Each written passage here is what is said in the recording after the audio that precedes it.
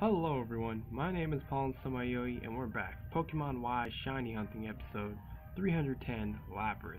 If you didn't watch the last episode, why didn't you? And this episode's topic is by me. It's a life tip, so I'm just gonna say it. Make sure to protect your electronics with digital cleaning. These aren't sponsors, by the way, or anything like that. It's just me, what I personally use, what I think is the best. And they're free too. Use digital cleaning like Advanced System Care and CC Cleaner. Pretty much CC Cleaner means computer cleaner, but anyway, it's capital C and then all lowercase cleaner in one word. So yeah. But anyway, so pretty much you say like you get a new device or a new computer or something like that. You want to once you get all this set up and everything, you want to make sure to just get those programs and run them on there, just so that your computer runs better. And you want to make sure to of course, complete the process, but do these certain things to clean like once a week. Like for me personally, I do it on, like I said, Friday mornings before I take a shower and just let it run and all that. And you got to make sure to be specific about the settings. You got to check in the settings and all that. Um, if I could even like show you exactly what I mean by, I can do like a tutorial video if you all want, if you really request it, if you want to know what I mean, what I personally, how I do the cleaning and all that. So, yeah, but it's just good, and especially like on your, say if you have a Kindle or a phone, pretty much for like those, you want to mainly just, I think it's just really only clear your browser. Then that's pretty much like it. Then you wouldn't want to restart, like completely shut down your device and then completely turn it back on, like pretty much a restart. And then yeah, that should pretty much get it decently cleaned up. Um, but yeah, that's pretty much what I do. So yeah. And of course, stuff like the like my 2DS, I'm not really able to do any digital cleaning because it's not really much you can do to clean it digitally. So yeah, I don't know. But anyway, if you all really want to, like I said, I'll make it like a video about it to show you exactly what I mean, how you should clean, and what programs I would recommend. So yeah. So anyway, but anyway, so yeah. So that's pretty much the topic for the episode. Honestly, it's pretty much it for that life tip. So anyway, um, so I left off talking about Pokemon Soul Silver, but I pretty much told you what I was doing with that. So I guess I might as well tell you. Um, and of course, I do remember that one time where I said I was going to talk about a certain duel that was amazing, but honestly, it's not that great to what I'm going to about to say. Like the duels that me and my friend had yesterday, it was crazy. Um, so anyway, so I was just, like I said, first time being in the Yu-Gi-Oh! Pro. I think it's Yu-Gi-Oh! Pro Percy, or maybe it's just Yu-Gi-Oh! Pro Links. Either way, it's the latest version on Yu-Gi-Oh! Pro website. Um, so pretty much it was interesting because there's just so many more interesting, just futuristic looking things. Like the backgrounds look way cool. I know the Yu-Gi-Oh! Pro that I've used for a while had like Utopia, and it looked like Leviathan Dragon. Maybe it was. It probably was because that's like your main XYZ Xyz monster in that because that's coming from the Yu-Gi-Oh! Zexal. But anyway, yeah. So that was like that background. I like the red and everything and the yellow and multiple colors, but this one is like a simple futuristic blue. The Yu-Gi-Oh! Pro Links. It looks pretty cool, and not only that, the Links format is very interesting. Um, it's just the fact that you, like with your spells and traps, let's say, um, they actually added the pendulum zones to be in there. So if you had two pendulums, you could only have three spell or trap cards in those zones. Um, but of course, if you don't have any pendulums, then you can use all five. But yeah, it's interesting. And the monster zones, they're normal for the normal ones. But then when it comes to the, like when you want to bring on an extra deck monster, um, it's very interesting. Like I said, you can only have one out at a time, but my friend was telling me if you have certain link monsters, you can use um, your own monster zones, not only just the extra deck, the basic extra deck monster zones that are in the middle of the field.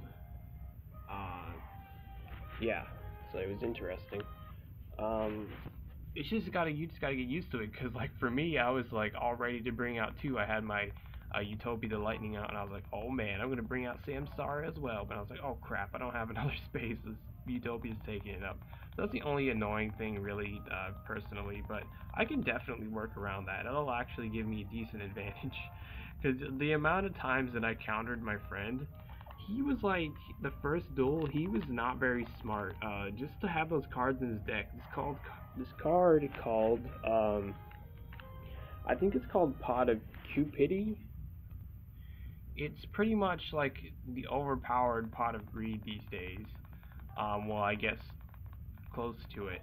If you don't care about your cards, I mean, because you have to banish 10 cards from the top of your deck um, to just draw one card. Like, oh no, to draw two cards, yeah. Um, so pretty much like that's the fair, the quote unquote fair, not banned version of Pot of Greed these days. So that's like so stupid, but it's funny because I actually used his own card against him because I had Grave Robber, and I actually put myself in more of an advantage. But pretty much the way I won against him in that first duel, it was his own fault, like honestly. And not only that, but I got lucky to counter pretty much what he was trying to pull. Um, but also, I pretty much he lost by decking out because I just was able to buy time until he decked out, which was hilarious because that's completely his own fault. And yeah, so, but it's crazy. He said he's such a like he duels so much, but he's never seen anyone use Grave Robber, and I was like surprised. I was like, what? That's crazy. Because Grave Robber is a really good card. It may like have a hefty price, but in certain situations where you pretty much have the edge, like I did, it's perfect just to use that pot for myself because I had plenty of cards to spare. I have a 60 card deck, so banishing 10 cards is not that bad. But of course, I would never have that permanently in one of my decks because that's just so stupid, honestly. If you wanted to like have a better chance of drawing something, just take your time with the like with me personally, I use Card Trader to continue a spell. Once a turn during your standby phase, you can shuffle one card from your hand to the deck and then to draw a new one. So that's like really good because you're able to reuse your cards and put whatever you're not using now back in your deck and just hope you get something good. And then of course your normal draw for the turn as well. So it just really helps. So that's pretty much like mine for that. And then of course if I ever like want to negate them from getting a certain card from their deck or into their graveyard, from their deck into their hand or to their deck to the graveyard, I have the certain Ash Blossom and Joyous Spring just to discard and just negate that. So that would have been even funnier. But he used two, not only one of those Pot of Cupidity, like I think it's called, but two of them. So he was like really low on cards. It was not smart at all. So yeah, but that's just his choice. I'm just saying what I think is personally good for a good deck. And I was like I said, I was getting so lucky. Like it was crazy. It was like really crazy. I was able to get the perfect cards at the perfect times to just pretty much counter whatever he had, and it was hilarious. It really was. I'm really curious what kind of deck he's gonna use today though, because if he has more time, which he most likely won't be able to, he most likely will only be able to have me use my main deck against him. If not, then I would definitely say that I wanna, if he has more time for other duels, I wanna be using my other versions of my Paul's deck, like my Paul's deck EDS, and then my Absolute Defense and Absolute Power deck, well, I guess Paul's deck mini is like just an easier, more chance to win version of my Paul's deck. But honestly, I much more prefer my Paul's deck than the Paul's deck mini when it comes to that. Because yeah, the Paul's deck mini I made just because just to have a better chance. It has the good certain cards, but it just 40 cards instead of 60 cards, so it's like much less variety, but I guess an easier chance. But I still love my Paul's deck because it's really mainly all about luck. If I get given the time, I'll be able to pull off some really crazy combos, or if I just straight up get lucky, which it seems like I get both most of the time. So, well, not so much of the get that much time if the opponent absolutely sweeps me or does something very overpowered and unfair, and it just pretty much leaves me not able to do anything. Then that kind of sucks. But yeah, but anyway, so I dueled pretty much 2 times with him. It was like a match duel. I thought it was a single duel at first, but then when I beat him the first time, then we went to the second one. But anyway, yeah, we did it again, and he was saying for sure that I wouldn't win, and oh my god, I couldn't believe it myself. I just didn't give up. That's pretty much the main moral of this. Even though his deck was clearly more overpowered and unfair, my deck, like I said, is fair and it's not overpowered. It's decently normal. Just yeah, it's just a certain luck I get and everything. Um, but he just makes it for like burn damage and all that, and just straight up do massive damage with his cards. So it's like it's weird because yeah, I just like I said, I hate people that do that, but it's a challenge as well because I'll be able to have my deck really be able to shine. The whole reason why I have all those certain cards in my deck, just for these certain situations, it's great. But anyway, yeah, so pretty much,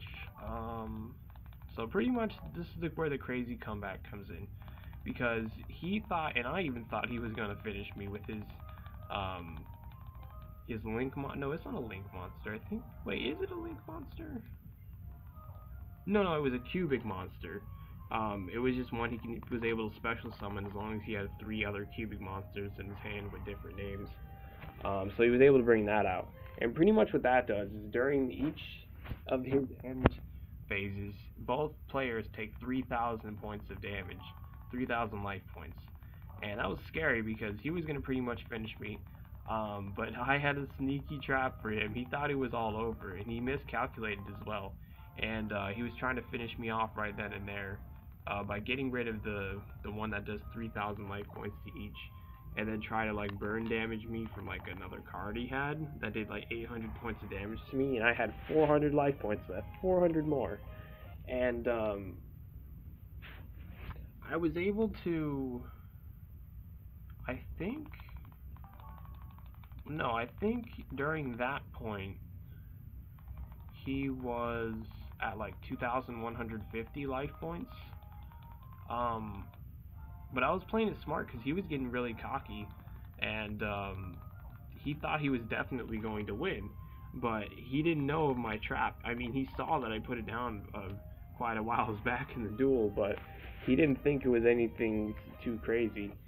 Because I even try to psych out my opponents by like putting down some spells sometimes that don't even activate when like while they're set down. You just have to activate them yourself in your own turn. But I just do it just to psych them out, just to see if they try to just pull back or something. And it did work further on in the duel, and that's pretty much it's the last one we'll check for the episode. But I'll probably talk more about this next episode. Well, actually, no, I got an anime to talk about next episode, so never mind. Most likely no. Alright, well anyway, if you enjoyed the episode, you'd be so kind to support me by donating to my Patreon, as long as you're not putting yourself in a bad spot by doing so, of course, then feel free to. The link is in the description down below, and I'm seeing y'all later. I've been your host, Paul Stamayoi, and goodbye.